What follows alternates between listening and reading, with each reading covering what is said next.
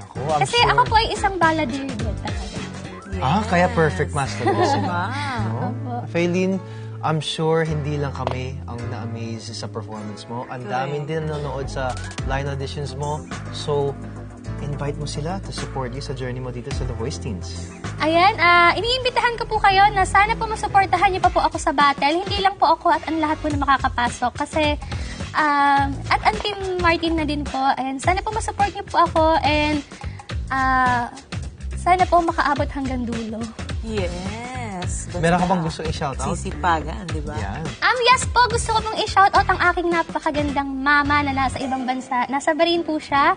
At ang aking lola po na lagi kong kasama na nandito po ngayon. Ang lolo ko po, mga tita ko po, ang buong family ko, and ang vocal coach ko po sa aking voice lesson, si Coach Francis Kitman said, "Hi po, I love you po," and kay Coach Mel